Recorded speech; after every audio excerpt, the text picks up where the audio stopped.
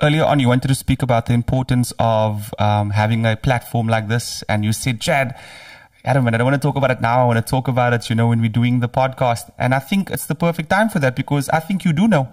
I think we know, because we both identify the importance of a conscious media platform that allows people to speak like this. Yeah, exactly. With regards to media, what's the importance of media? And through media, do you think we can be that change? Because, I have this mic. I can reach out to thousands of people.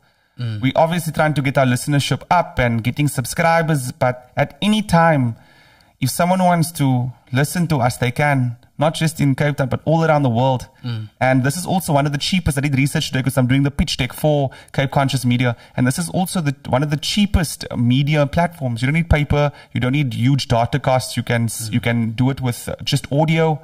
And it's available. And it lasts forever. It lasts forever. It's timeless. So what is your take on... Let's try to hypothesize this now and see, let's speak about the media space. Well, first of all, I got into a massive fight with the media. Okay. I think it was about, 4 months ago, if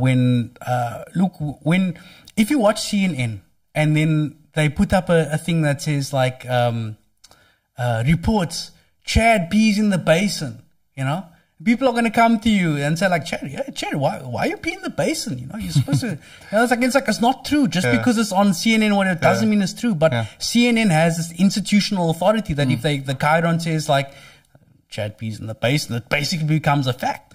So we have media, publications in South Africa that have that institutional authority that if they say it, people go like, wow, geez, that must be true, So something came out in Amambungani, like about my organization, the Pan-African Institute for Socialism.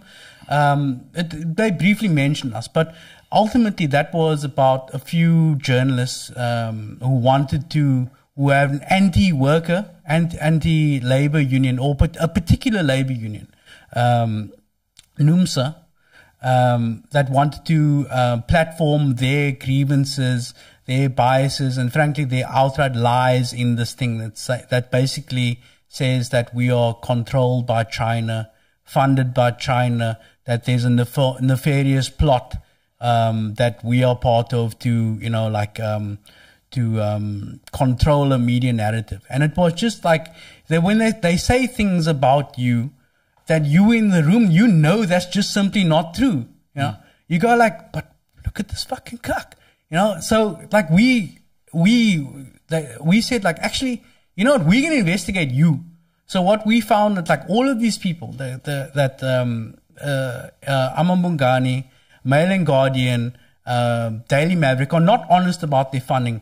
Mail and Guardian in particular, they ran out of money. They were acquired through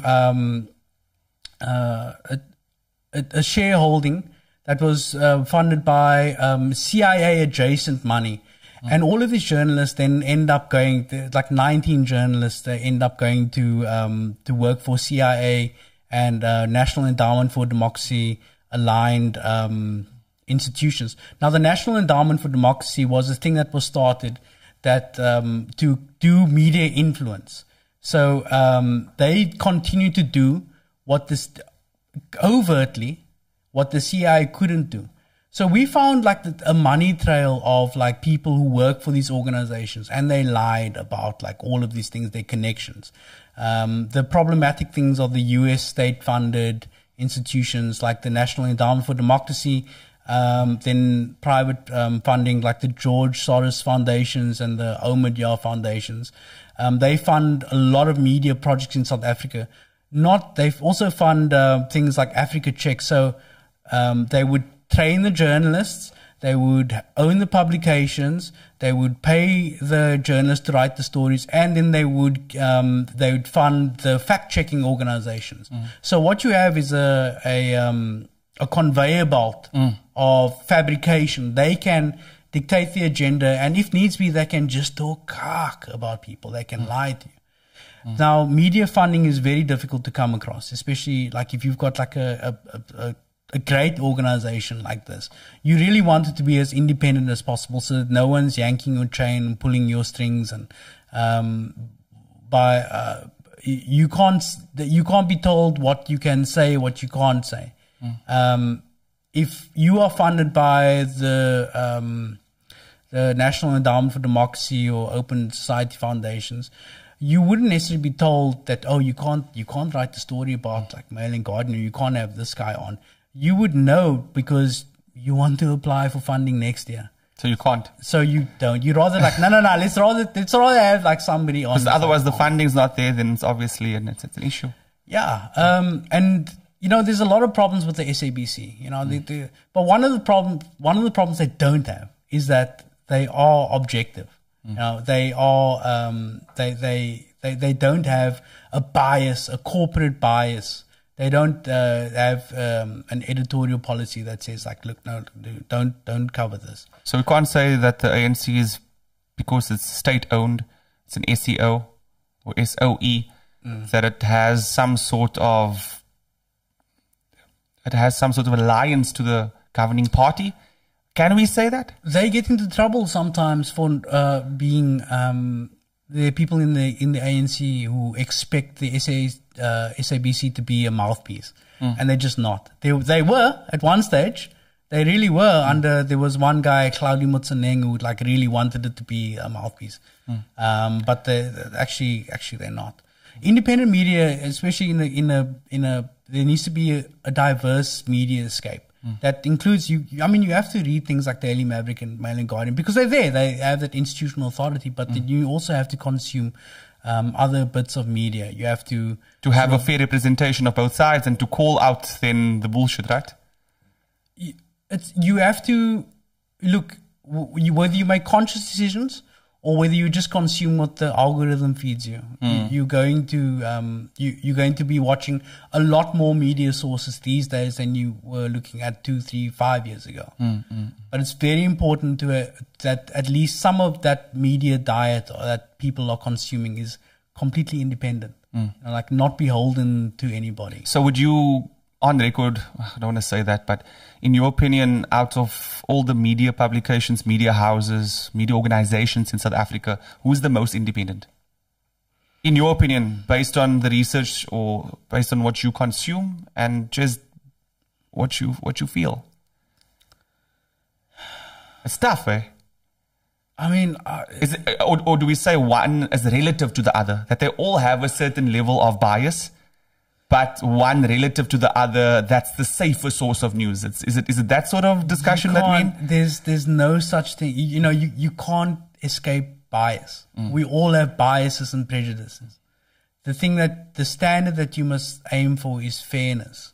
So if you write 500 words like talking shit about like Roscoe Palm, you must sort of also be fair in the way that you talk shit. Okay. For example, you know, like back up your sources, actually. You know? And then also, are publications writing, do they have an agenda? Of course they have an agenda. And is the agenda because of who they're funded by? Not necessarily. The agenda generally tends to be, who they're funded by. Yeah. But the agenda of a media company is to continue to exist. It's now the agenda of a media company is like, how do we get our stories to the top of the feed? Like, we have to get our stories to the top of the feed. We need eyeballs on this article, on this video. How do we SEO the shit out of this so that we can monetize this, so that we can live to write another day? That's it. And in some cases... Is that a capitalist media? Or do we need to socialize media? Because isn't that what media is at the fundamental? Media, when I was in journalism class, in my first year of journalism at CPUT, that was in 2009, one of the lecturers, and he was a media ethics lecturer, he said that journalism, or you as the journalist, you're the buffer between those in power and those that you have to serve. That sounds very, I mean, as soon as something becomes capitalized, you need to survive. And if you need to survive, you need to thrive because you need to compete. And if you need to compete, you need a budget, and it becomes this whole ballgame. So besides the agenda and besides who's funding you, is media a business? And if it is a business, then is it media? Of course it's a business. Of course, yeah, it's very definitely a business. So there was a time when I entered media and I was a parliamentary media liaison in 2009, and Yes. there were very different kinds of journalists then. There were journalists that wouldn't screw you over. You could take them into your confidence. You could, Now there are more journalists that you can basically, if you write the story for them and give it to them, and you save them the trouble of writing that copy by themselves, they're like, yeah, cool. Give it to me. That's fine. So you can angle it. Yeah. It's about those personal relationships. So not all journalists, just that journalists don't have, there was one journalist who could cover one beat, and he had all the time to write quality, to produce 2,000 quality words a week. Now the journalists gotta produce 800 a day, for 5 days.